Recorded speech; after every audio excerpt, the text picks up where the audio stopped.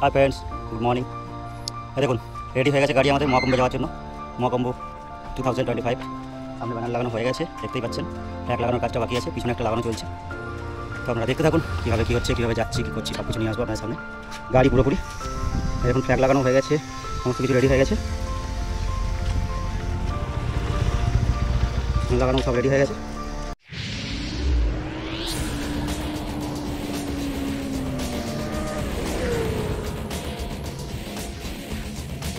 গাড়িকে প্রয়াগরাজের উদ্দেশ্যে বেরোবো, সেই জন্য গাড়িকে স্নান করানো চলছে, ওয়াশিং চলছে হালকা করে। ওয়াশিং করা ছিল, তবু ধুলো হয়েছিল কিছু, সেই ধুলোগুলো পরিষ্কার করা হচ্ছে।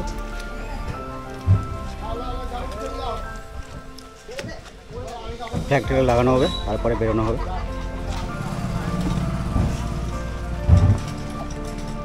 ফ্ল্যাগ রেডি করে রাখা আছে, শুধু লাগাতে বাকি আছে। আর এই যে দেখুন কে পরিষ্কার করছে, চিনতে পারছেন তো? তো বন্ধুরা, আমাদের এই যে প্রয়াগরাজের পোস্টার লাগানো চলছে, গাড়ি রেডি হচ্ছে।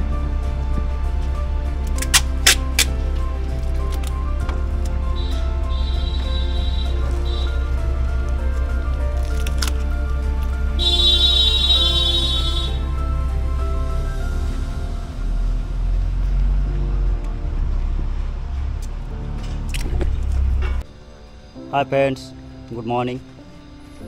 देखो रेडी हो गए गाड़ी हमारे महाकुम्भे যাওয়ার জন্য। महाकुम्भ 2025 सामने बैनार লাগানো হয়ে গেছে, দেখতেই পাচ্ছেন। ফ্ল্যাগ লাগানোর কাজটা বাকি আছে, পিছনে একটা লাগানো চলছে। তো আপনারা দেখতে থাকুন কীভাবে কী হচ্ছে, কীভাবে যাচ্ছি, কী করছি, সব কিছু নিয়ে আসবো আপনাদের সামনে। পিছনে একটা কাজ চলছে লাগানোর, পিছনের দিকে ব্যানার লাগানোর কাজ চলছে, দেখতেই পাচ্ছেন। পিছনের দিকে ব্যানার লাগানো চলছে।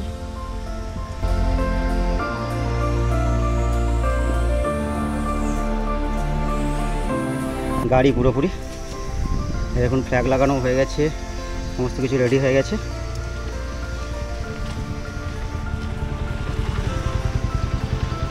লাগানো সব রেডি হয়ে গেছে।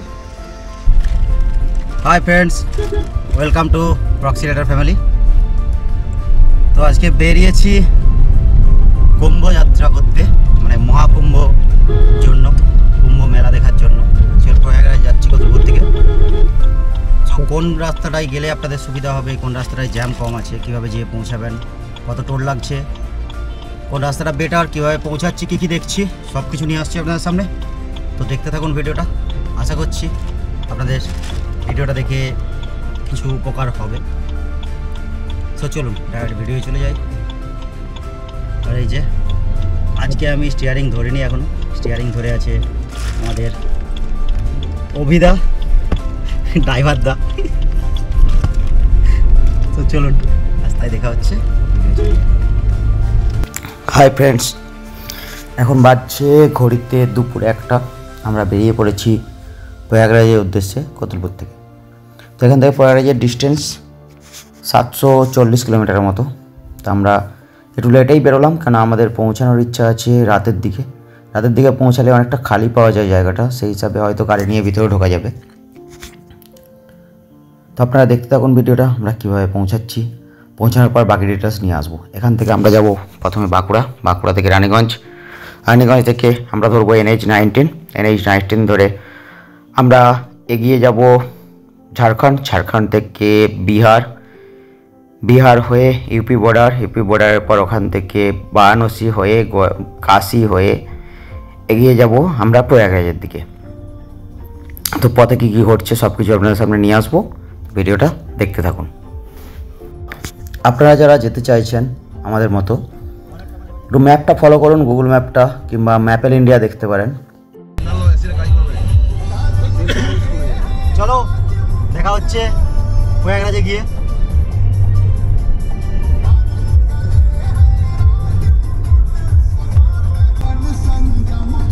চলো সবাই মিলে যাচ্ছি আজকে প্রয়াগরাজ।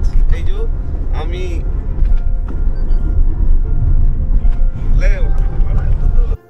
ওখানে NH-19 আজকে মোটামুটি খালি দেখাচ্ছে। আমরা দুটো রুট নিয়েছিলাম, একটা NH-19 ধরে ডাইরেক্ট যাব, অথবা এখান থেকে যাব প্রথমে রাঁচি থেকে রেওয়া অর্থাৎ এমপির রেওয়া, তারপর ওখান থেকে বেরিয়ে যাব প্রয়াগরাজ অর্থাৎ উল্টো দিকে। এটা ডিস্টেন্সটা প্রায় 200 কিলোমিটার বেশি, 960 কিলোমিটারের মতো গুগল দেখাচ্ছিল। এই রাস্তাটা অপেক্ষাকৃত খালি ছিল, কিন্তু আগের বারে শুনলাম এমপি ইউপি বর্ডারে প্রচুর জ্যাম হয়েছে, যে কারণে রাস্তাটাকে অ্যাভয়েড করলাম। কেননা জ্যাম দেখাচ্ছে ওই রাস্তাটাতে। NH-90 মোটামুটি খালিই ছিল, সেই হিসাবে NH-90 ধরেই আগাতে শুরু করলাম। সবার প্রথমেই বলি, যারা যারা ভাবছেন যে এই মুহূর্তে কুম্ভে ভিড় কম আছে, তাদের ভাবাটা অনেকটা ভুল। কেননা ভিড়টা কম ছিল কারণ প্রধানমন্ত্রী এসেছিলেন গত 5 তারিখ, তার জন্য আশেপাশের লোকাল মানুষদের না আসার আর্জি জানানো হয়েছিল। তাই বিহার ইউপি থেকে মানুষরা কদিন কুম্ভে সেরকম অংশগ্রহণ করেনি, সেই জন্য ভিড়টা কম ছিল। কিন্তু এখন ভিড়টা একই আছে। যারা ট্রেনে যাবেন তারা ভাবছেন যে ট্রেনে করে কুম্ভ যাওয়াটা খুবই ইজি, কিন্তু ট্রেনে করে এই মুহূর্তে কুম্ভ যাওয়াটা খুবই কঠিন। কেন ট্রেনের ভিড়টা আগের মতোই পৌঁছে গেছে। ননি, ঝুসি, রামবাগ, সঙ্গম জংশন, সব জংশন আগের মতো ভর্তি লোক নামছে। দুর্ঘটনা ঘটার পর কদিন ধরে স্টেশনগুলোর ভিড় নিয়ন্ত্রণ করা হয়েছিল, কিন্তু এখন সে অবস্থায় একই রকম আছে। এখন মাঝে মধ্যে চৌকি স্টেশনের দিক থেকে অর্থাৎ আড়াইলের দিক থেকে রাস্তা বন্ধ করে দিচ্ছে প্রশাসন। ভিড় হলেই টোটো অথবা অটো কিছুই পাওয়া যাচ্ছে না। অগত্যা 5-6 কিলোমিটার হাঁটতে হচ্ছে সেক্টর 3 প্রবেশ করার জন্য। বাস অথবা গাড়িতে যারা আসবেন ভাবছেন, এই মুহূর্তে বাসে বা প্রাইভেট গাড়িতে কলকাতা থেকে প্রয়াগরাজ যাওয়াটা মোটামুটি বেটার। NH-19 ধরে আপনি এগোতে পারেন প্রাইভেট গাড়ি করে। আর বাসে গেলে আপনার তো বহু বাস আছে। এদিকে এক্সপ্রেস লাইন, শ্যামলী, সন্তোষ, বহু এসি বাস ছাড়ছে কলকাতার দিক থেকে। আপনি জ্যাম কোথায় কোথায় পেতে পারেন মোটামুটি, আমরা আমাদের জার্নিতে মোটামুটি যেটুকু দেখে বুঝলাম, জ্যাম পাওয়া যেতে পারে মোহানিয়া, বারাণসী ঢোকার আগে, দুর্গন্তীর ওখানে আর সাসারামের কাছে। এই কয়েকটা জায়গাতে অল্প স্বল্প জ্যাম পেতে পারেন। বাসের টিকিট নিয়ে যারা ভাবছেন তারা মোটামুটি সেদিনে তৎক্ষণাৎ টিকিট কাটলে 4000 বা 4000 প্লাস লেগে যাবে। তবে আগে থেকে টিকিট কেটে রাখলে কেউ 1800, 2000 টাকার মধ্যে টিকিট পেয়ে যাবেন। অনেক লাক্সারি বাস দিয়েছে, সেমি সিটার, স্লিপার সবই আছে। তবে বাসে গেলে আপনার টয়লেটের একটু প্রবলেম হবে। তবে কি বাসগুলো মোটামুটি লাইন হোটেলে দাঁড়াবে, সেক্ষেত্রে আপনার টয়লেটের খুব একটা অসুবিধা হবে না। এবার হ্যাঁ, আসি আসল কোথায়, মেলা কোন দিক দিয়ে কীভাবে ঢুকবেন। ট্রেনে তো চিন্তা করার কোনো কারণ নেই। আপনি রাস্তা যদি আটকেও দেয় সেক্টর 3 দিক থেকে ঢোকার, তাহলে আপনি অনায়াসে ওখান থেকে টোটো অথবা বাইক নিয়ে প্রবেশ করতে পারেন। সেক্ষেত্রে আপনাকে ভেঙে ভেঙে আসতে হবে মেলাতে। আর বাসে গেলে বাসের পার্কিংটা একটু আগে।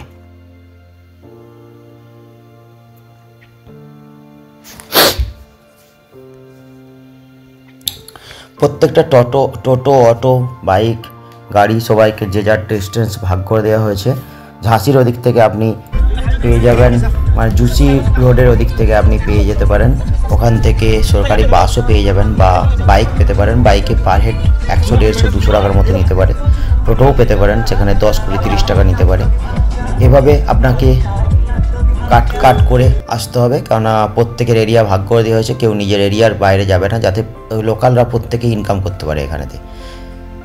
তো আপনারা এভাবে আসুন, মেলার মধ্যে এন্ট্রি নিন, দেখুন যতটা তাড়াতাড়ি সম্ভব স্নান সেরে নিন সঙ্গমে।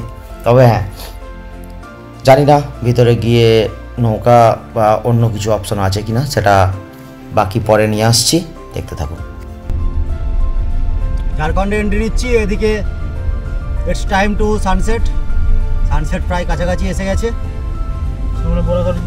সামনে বোরাগড় ব্রিজ। এটা দিয়ে আমার শ্বশুর বাড়ি যায়। এটা দিকে ভূত শ্বশুর বাড়ি যাই। হ্যাঁ, ব্যাপার হচ্ছে, এটা হচ্ছে বোরাগড় ব্রিজ। আগের বারে যে রাইডটা করেছিলাম সেই রাইডের সময় আপনাদেরকে বলেছিলাম এটা বোরাগড় ব্রিজ। বোরাগড়ের পাশে ব্রিজটা অনেক বড়। সানসেট টাইম দেখুন কি দারুণ লাগছে।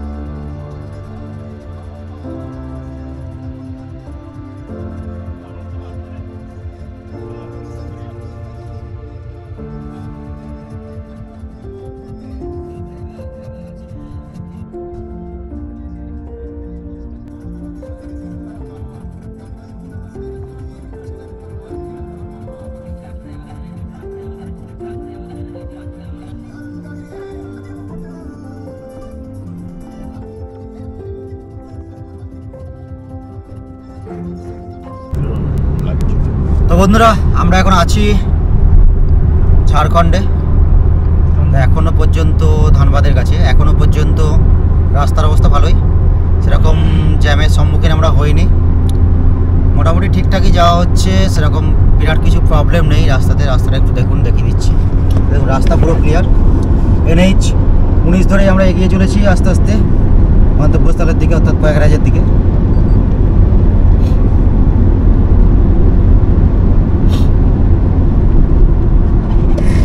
জাস্ট সানসেট হয়েছে, ঘড়িতে এখন সন্ধ্যা 6টা। গুগল টাইম অনুযায়ী টাইম দেখাচ্ছে প্রায় আমাদের পৌঁছাতে লাগবে মোটামুটি সকাল 8টা। দেখি কখন যে পৌঁছাই, আপনারা দেখতে থাকুন, আমি সব আপডেট নিয়ে আসবো আস্তে আস্তে। সামনে পরেশনাথ পাহাড় দেখতে পাওয়া যাবে, হালকা দেখতে পাওয়া যাবে, সেরকম দেখা যাবে না, কেননা সন্ধ্যা প্রায় হয়ে এসেছে। দেখুন আকাশের কালারটা দেখুন, কি দুর্দান্ত লাগছে।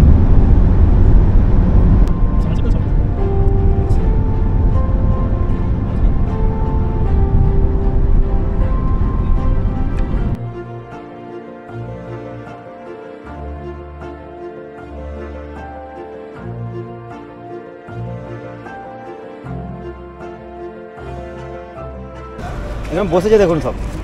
বলছি আমরা বিক্রি করতে বসেছি, কত করে দিচ্ছেন দাদা? মুড়ির সরঞ্জাম চলছে রেডি করা, টিফিন চলবে। এই যে প্যাকেট নিয়ে এসে হাজির, বুক্কার। আমরা বাঁকুড়া ছিলাম, চারা দেবো। দেখি কী করছে, টমেটো ছাড়াচ্ছে।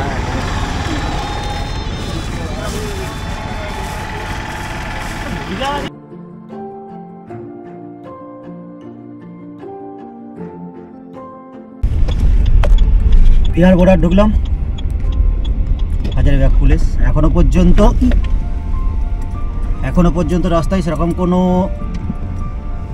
জ্যাম পাইনি আমরা,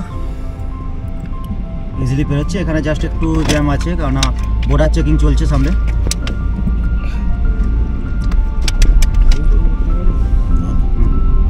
গাড়িগুলো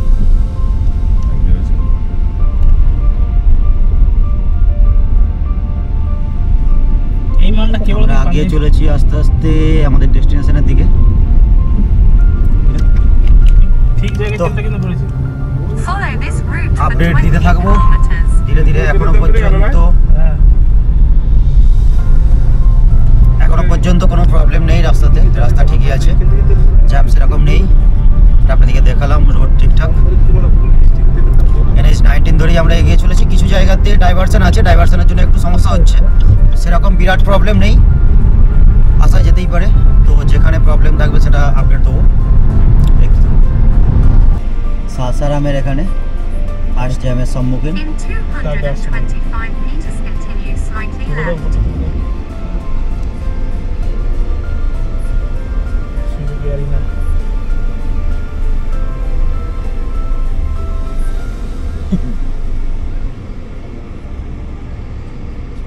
দেখুন জ্যাম দেখুন কিরকম।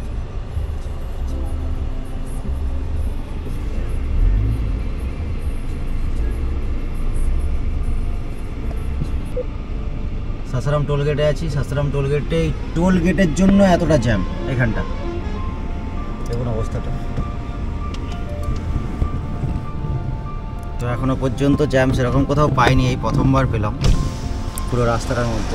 দেখুন জ্যাম।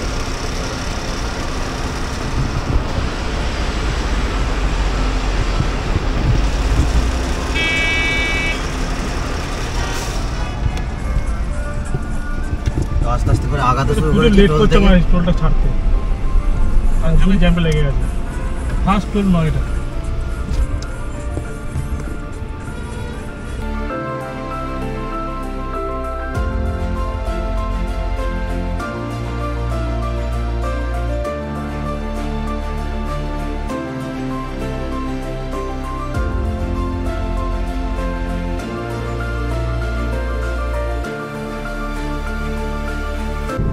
বন্ধুরা আমরা ইউপিতে এন্ট্রি নিয়ে নিয়েছি। বিহারের সাথে ইউপির ডিফারেন্স হচ্ছে, বিহারেতে ডাইভারশনটা এত বেশি, প্রচুর টাইম নিয়েছে। জ্যাম অবশ্য সেরকম রাস্তায় পাইনি, আগের দিকে দেখি কি হয়। আর ইউপির রাস্তা অসাধারণ, ঝাড়খণ্ডের রাস্তাও ভালো ছিল, মাঝে বিহারটা ডাইভারশনের জন্য রাস্তায় কাজ হচ্ছে অবশ্য, সে কারণে একটু প্রবলেম হচ্ছে। আর ইউপির রাস্তাটা দেখুন কি দারুণ ঝাঁচকচকে সাজানো।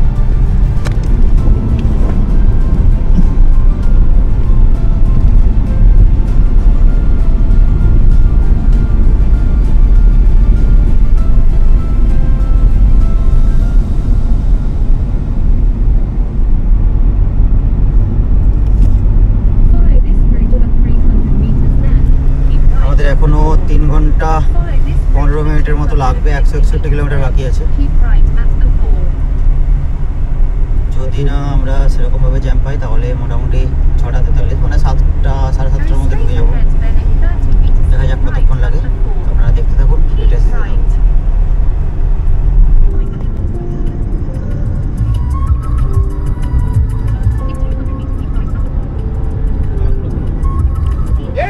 हाँ? अरे आप तो रामू आते तो आप बैक करना पड़ेगा। काशी टोल प्लाजा,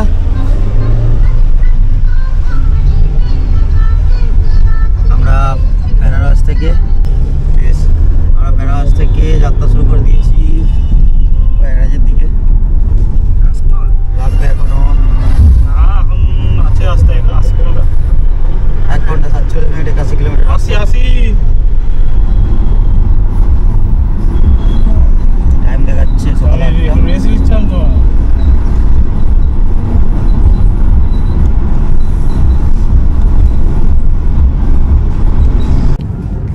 বন্ধুরা গুড মর্নিং ফ্রম ইউপি। তো আমরা জাস্ট কাশি পেরিয়ে একটুখানি এগিয়েছি, আমাদের আর বাকি আছে 42 কিলোমিটারের মতো, 57 মিনিট লাগবে। এ দেখুন গাড়ি চলছে গাড়ির গতিতে, এখন বাজছে ঘড়িতে 6:39।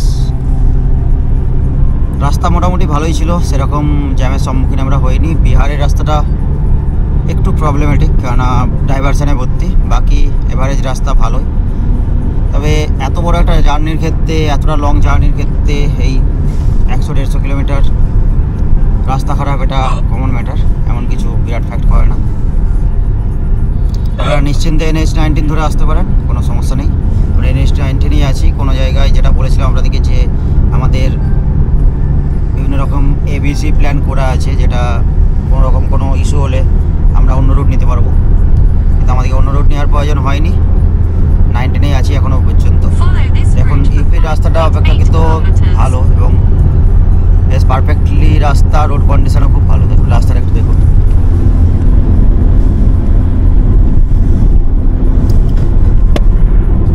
আর এদিকে সানরাইজ হওয়ার সময় এসে গেছে, ওই দেখুন মাথার উপর এখনও চাঁদ দেখতে পাওয়া যাচ্ছে। আর দেখুন আকাশের চারদিকটা একটু লালচে ভাব এসেছে, সানরাইজ টাইপ হয়ে গেছে। আমাদের পৌঁছাতে বাজবে ঘড়ির টাইম অনুযায়ী 7:40 দেখাচ্ছে, যে পার্কিং আমরা গাড়ি রাখবো। চলো ওখানে যেয়ে আসছি আরও ডিটেলস নিয়ে।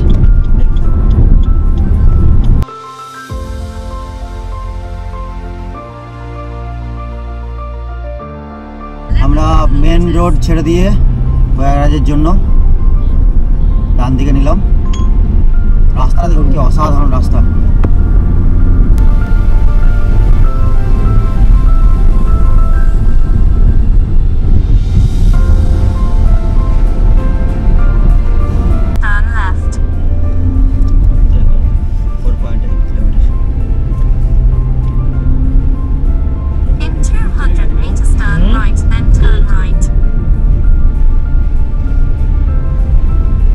জলে নামবো, বিরাট রাস্তা, বিরাট রাস্তা, বিরাট অভিজ্ঞতা।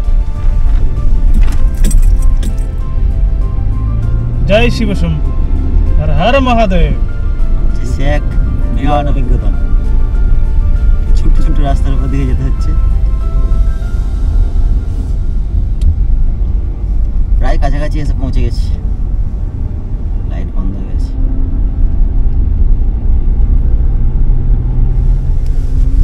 এটাতে চলবে, লাইট বন্ধ করে দিলে তুমি এটা চলবে। সবাই বোবা, তো ভালো বলতে হবে না, বাংলায় বলবো মা, তাদের বুঝতে না বুঝলে রাস্তা জিসি রোড ধরে এগোচ্ছি আস্তে আস্তে। অ্যাকচুয়াল যেটুকু খবর পেলাম তাতে 10 কিলোমিটার আগে থেকে আর গাড়ি যেতে দিচ্ছে না, ওখানে পার্কিং করতে হবে। তারপর ওখান থেকে দেখি কীভাবে আমরা ঘাট পর্যন্ত গিয়ে পৌঁছাই। তো দেখতে থাকুন কী হচ্ছে। এখানে আপাতত জ্যাম আছে দেখতে পাচ্ছি, যেটা দেখি আপনাদেরকে একটু কীরকম জ্যামটা আছে।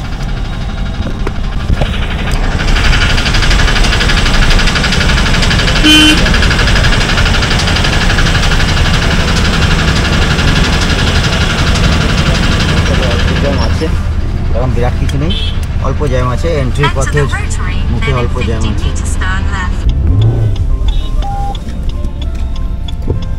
পার্কিংয়ের দিকে যাচ্ছি, আবার নো এন্ট্রি পড়ে গেছে এখানে।